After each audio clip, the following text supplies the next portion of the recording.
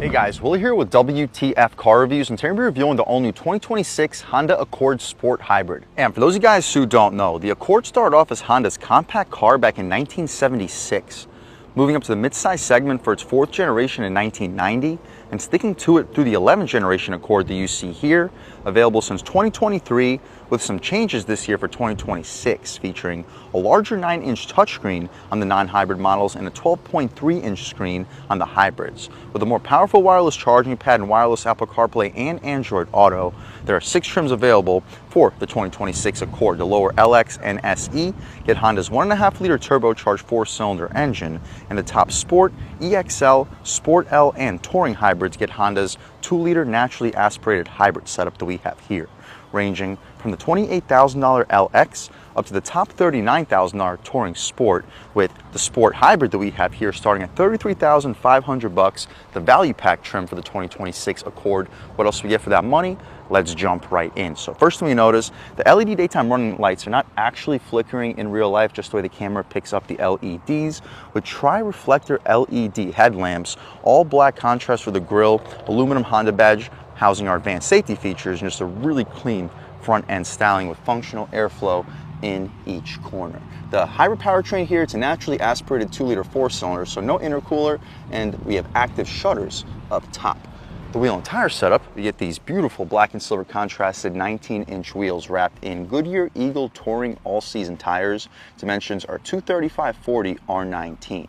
The 40 sidewalls should keep this ride quality nice and plush, considering they're a pretty low profile setup, and we'll see how these 235 wide tires put the power to the ground. A little bit of plastic cladding for the front lip spoiler area, all body color for the wheel well area, and more of that plastic cladding for the rocker panel side skirts. Body color mirrors, there's no LED turn signal on them, but we get blind spot monitoring on the glass, all black window trim, black pillars, smart access for the driver and a front passenger, and I'll take a step back. Hopefully you guys can pick up the side profile on this 2026 Honda Accord Sport Hybrid.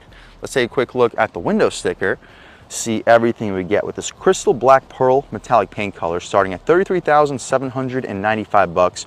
Pause, take a look at all of the standard features. Surprisingly loaded for the money, and after an $1,195 destination charge sitting a tick under $35,000, making this one of, if not the best value, sub $35,000 vehicles out on the road today, averaging almost 45 combined miles per gallon, 46 in the city, 41 on the highway.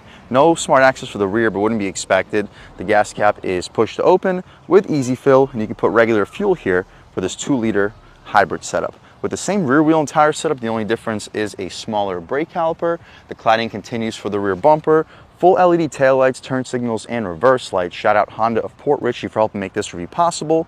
All black badging, black Accord, black Sport, with a blue insert for the hybrid logo. The deck lit spoiler is appreciated, coming here on the Sport with an LED third brake light, shark fin style antenna, and our exhaust tip in the lower right corner. This hybrid setup doesn't rev conventionally, but we'll still pop the hood and see what we got. All right guys, here we have the 2-liter hybrid setup sold by Honda for the 2026 Accord Sport Hybrid, cranking out 204 horsepower, 247 pound-feet of torque, made it to an eCVT transmission. You can expect this just under 3,500 pound sedan to reach 60 in the mid to high 6-second range, making it a very solid performer, averaging almost 45 combined miles per gallon. But what you see is basically what we get. We can shut this hood right down.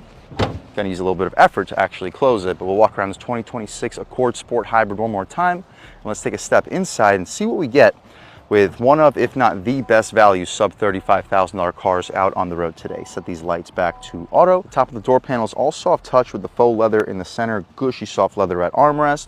Auto one touch windows up front, power windows out rear with premium feeling aluminum switches, aluminum grab handle, 4-way adjustable mirrors. One of our speakers, it's not the Bose premium audio system, but it sounds decent for a bass. Solid storage, and you'll fit a 32-ounce water bottle in front of it.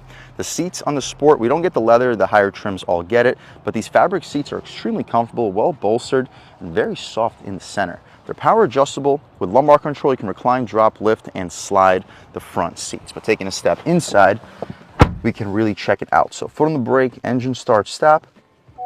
and everything fires right to life. So as you mentioned, we get the 12.3-inch system with the hybrid models, a new 9-inch screen with the non-hybrid models, and it's a premium looking interior. Here with just the Sport Hybrid, we don't get standard navigation. We get wireless Apple CarPlay and Android Auto, nice digital gauge display, thick steering wheel with a nice 10 and 2, perfect 9 and 3, rubberized horn area. The horn, loud and aggressive. People should be definitely getting out of your way. We don't get dual pane windows on the Sport, but still pretty thick single pane of glass. Volume, skip, voice commands, and the adjustments for the left side infotainment screen.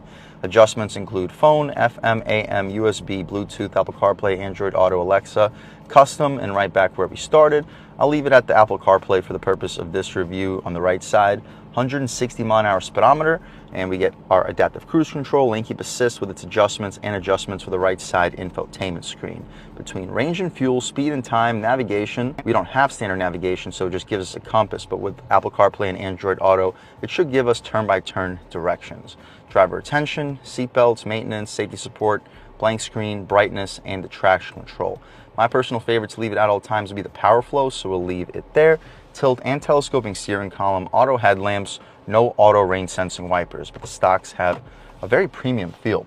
Tilt and telescoping steering column, aluminum pedals, hopefully you can pick those up on camera, and a very premium looking and feeling air vent control. Soft touch materials on top of it. All soft materials for this dashboard. Our 12.3-inch infotainment screen with wireless Apple CarPlay and Android Auto. You guys can pause, take a look at everything potentially available with it. I'll leave it at the power flow for the purpose of this review. Volume dial feels premium. Premium looking air vents continue. The grill for it looks very premium too. It looks like it might be metal, but it's not. Just a very hard plastic material, but still looking really cool. Hazards in the center, dual zone automatic front climate control, heated seats, 2 USB-C ports underneath it, and I appreciate all the hard buttons for the climate. Wireless phone charging pad, just hard plastic for where your knee will often hit, the gear selector control and the eCVT transmission, backup camera, decent resolution, guidance lines and trajectory with 3 adjustments for the view. Throwing it back into park, we'll return right back to the previous screen. Our drive mode selector and pure EV mode. Our drive modes include individual, sport, normal, and econ. We'll start off in normal, try out sport, try out econ, and see what the differences are. Electronic parking brake with brake hold and large cup holders. Pretty soft leather armrests with decent storage. You're fitting 12 12-ounce bottles in there. The glove box itself has some stitching above it. It's well damped, not lined felt, and not the largest. You're fitting about 15 license plates, about a pair of shoes, maybe 2 or 3 Harry Potter books. The rear view mirror, it's not frameless or auto dimming. You gotta pull that flappy thing to dim it. Interior lights are LED. Sunglass holder, cool. And our sunroof, we can open it up with a click of a button. The shade opens up with the glass. It doesn't close with the glass. We'll see if it goes out any further. It does not. But it's a large opening. We'll poke our way out of here. Beautiful day today in Port Richey, Florida. Sunny and 87 degrees according to this 2026 Accord Sport Hybrid. We can shut this glass right up, leave the shade open so when we hop out back, you guys can see how much light is brought into the cabin. And that's about it for the front seat, at least, of this 2026 Honda Accord Sport Hybrid. Let's take a step out back, see how much space is offered back here, as well as the overall quality of the materials with just hard plastic up top, hard plastic in the center, but we get a nice soft touch material for the armrest. It's not leather or leatherette, with aluminum outlining the window control and an aluminum door handle. Decent storage down below. You get a plastic step-in plate. The second row seats still get that fabric that goes all the way out to the door frame, so very couch-like and much softer material for where you're actually going to be sitting. I'll open up the seatbelt. Taking a step out back, I'm a little bit over 6 feet tall, sitting behind my seat settings, and I still have about 7 inches of knee room, about 2 inches, inch and a half of headroom. So if you're under 6'5", 6'6", I think you'll comfortably sit in the back of a 2026 Accord with no problem. With map pockets behind the passenger seat, air vents which are appreciated, 2 USB-C ports. The center cubby, you got to jab your hand into it, but it's nice soft cloth, and you'll fit 24, maybe 32-ounce bottles. The interior lights are LED. We get a hook on the driver's side grab handle, no hook on the passenger side. Ton of light brought into the cabin thanks to sunroof too. And that's about it for the back seat. Let's take a quick look at the cargo space, see how much space is offered back there, and then take this 2026 Accord Hybrid Sport out for a drive. With the hydraulic chute to open up the trunk, that's appreciated. Massive opening.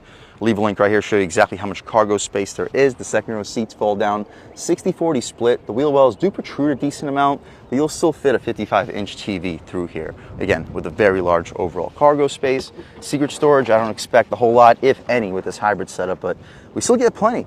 You'll easily fit a couple of grocery bags, maybe a small backpack, so definitely can't complain. Hooks in each corner is perfect for grocery bags, and we can shut this trunk right down, take a step back, and walk around this 2026 Honda Accord Sport Hybrid one more time. Again, not a whole lot has changed over the last few years, but we do get some subtle updates this year for the 2026 model year, averaging almost 45 miles per gallon, doing 0 to 60 in the mid 6-second range, with good looks and a base price well under 35,000 bucks. Definitely a lot of value to go along with it. Performance-wise, let's take this 2026 Honda Accord Sport Hybrid out for a drive and see what it's got.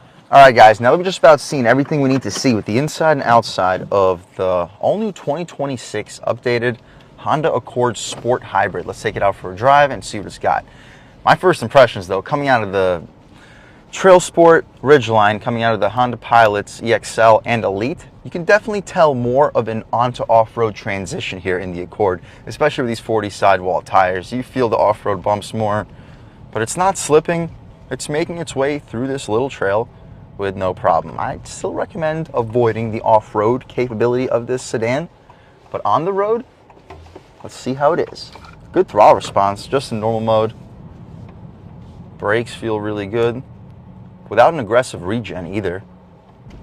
Over the bumps, it feels solid, but you feel them and hear them a little bit, not as much as that STI probably hears them and feels them. You take a step out here, lean into it about a third of the way. Wow, peppy response. Yep, you look down and you are moving. Wow, this is a sensitively tuned hybrid setup. Only like a third, quarter throttle, and it shoots us to like 75% total power. Let's slow down a little bit, try out a moving pull.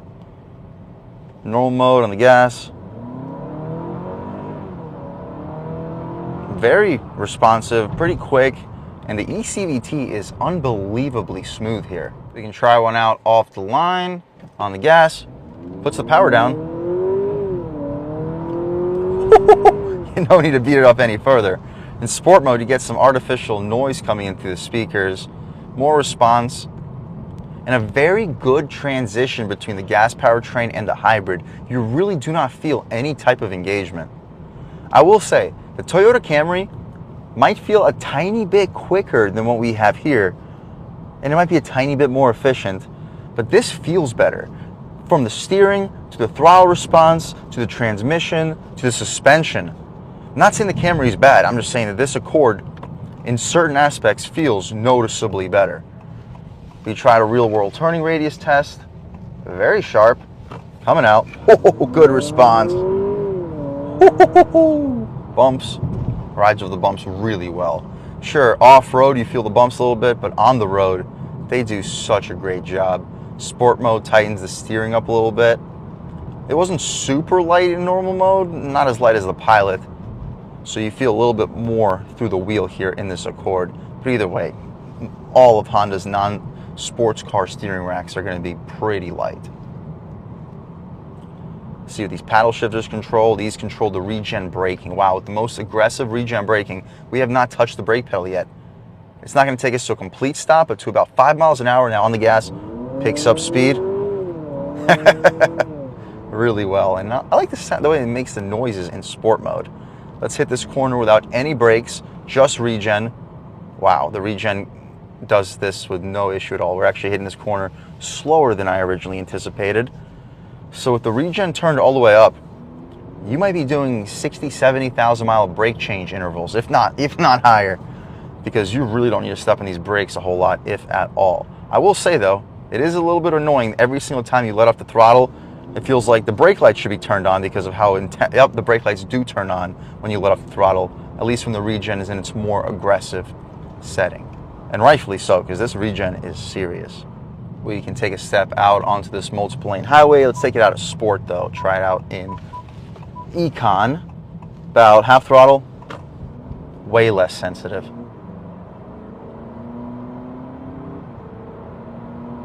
Yeah, now it's about half throttle, and you do get up and go, but it just takes noticeably more throttle pedal. But now at highway speeds, listen. Silent. Road noise doesn't exist. Wind noise doesn't exist at all. This is without the dual pane windows. As you go up in trim levels, you're going to get nicer materials inside. You're going to get nicer sound isolation. But for this sport hybrid, under 35,000 bucks, this is really impressive. Eco mode on the gas. No issues when it comes to acceleration. You look down and you are moving. And once you're moving, it is really quiet.